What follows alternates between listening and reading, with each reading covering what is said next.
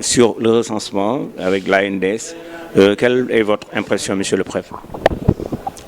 C'est une impression de satisfaction, compte tenu du fait que l'objet de la réunion a été atteint. Justement, il s'agissait de sensibiliser tous les acteurs territoriaux sur le recensement prochain de la population et de l'habitat du Sénégal. Je rappelle que c'est le 5e recensement qui est prévu pour juin 2023. Donc le dernier recensement que le Sénégal a connu a été effectué en 2013 et conformément aux dispositions internationales et nationales, aux lois statistiques, notamment la loi 2012-03 du 3 janvier 2012, rend obligatoire justement la tenue tous les 10 ans d'un recensement général de la population et de l'habitat. Donc c'est justement dans cette optique-là que nous avons réuni tous les chefs de service, les collectivités territoriales, tous les acteurs concernés dans le recensement, puisque le recensement est une affaire générale qui concerne toute la population. Il fallait justement faire passer l'information, discuter sur les modes opératoires. Justement, un comité sera mis en place par arrêté préfectoral pour sélectionner les futurs agents recruteurs, les agents qui iront sur le terrain pour effectuer justement ces activités de recensement. Je rappelle que pour le dernier recensement de 2013, c'est la phase de dénombrement qui avait été numérisée, mais la phase cartographique avait été réalisée avec du papier. Mais cette fois-ci, c'est tout le processus qui sera numérisé depuis le début, avec une cartographie qui est numérisée. Ça nous permet de gagner du temps, mais aussi surtout de réduire les risques d'erreur et de faciliter aussi la transmission des cartes numérisées de la base de cartographie vers les tablettes. Et le résultat de tout ça, c'est qu'au sortir du recensement, 4 mois après, on aura les premiers résultats provisoires. Donc, 4 mois après, on aura les effectifs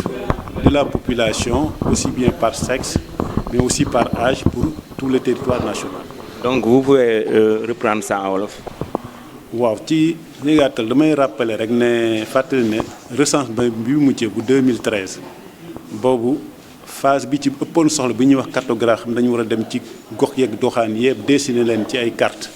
te carte yooyu moom la ñiy recenser di yor boobu ci këyit lañ ko defoon te boo ko defee ci këyit après da nga ko waroon saisir su ordinateur mu indiwaat beneen liggéey ak yeneen njuumte xam nga saa sax këyit réer mbaa sax ndox tuuru ci mais bii ñuy def ren këyit du fa am lépp ci ay ordinateur ak ay tablette lañ koy def li mu ñuy may mooy que day tax ñu gaaw day tax tamit li ñuy defar mooy gën a jub te mooy gën a yemm te bu paree dana yombal doxal bi ñu war a def jële ko ci ordinateur bi yóbbu ko ci tablette du agent recenseur yi nga xam ne ñoo war a dugg ci gox-goxaan dugg ci kër yi pour recenser nit yi. waaw léegi xam nga comme jamono ji ak jamono ji njëkk ji dafa wuute léegi pour mën a accéder ci yenn foyers yi xam nga dafa léegi tout tantôt selon l'exposé on a parlé de réticence de certains foyers bon léegi yéen yan stratégie ngeen mën a doxalee pour nit ñi gën a mën a impliqué wu. waaw ñun nag dañoo bëgg a def lu ñuy wax campagne de sensibilisation bu mag te campagne boobu dañ ciy woo ñëpp boo ko xoolee 2013 dañoo woowoon benn cabinet de communication na ko defal ñu ko bi ñu demee ba ci biir ñu gis ne sooxe na lu bëri surtout boo ñëwee ci milieu rural ndaxte foofu boo xoolee rajo communautaire yi ñoo fa ëpp doole te cabinet bi liggéeyul woon ak ñoom ren nag dañoo ne ñaari pàcc lañ koy def dañuy jël média classique am lu ñu liggéey ak ñoom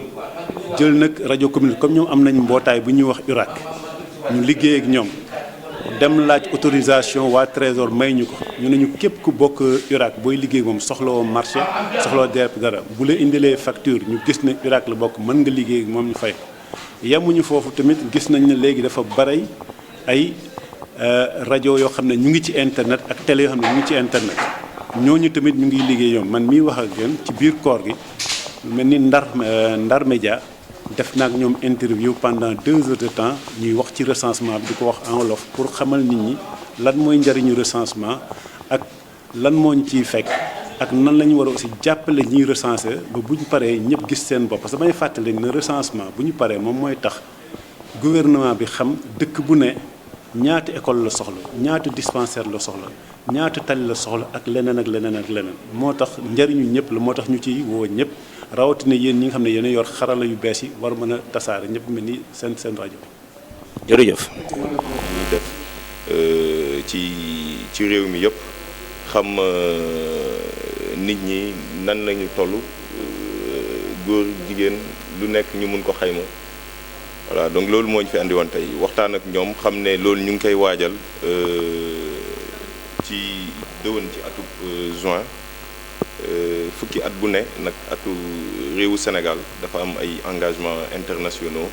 ak nationaux yoo xamante ne da koy imposer fukki at bu ne mu war a def li nga xamante ne mooy recensement général bi.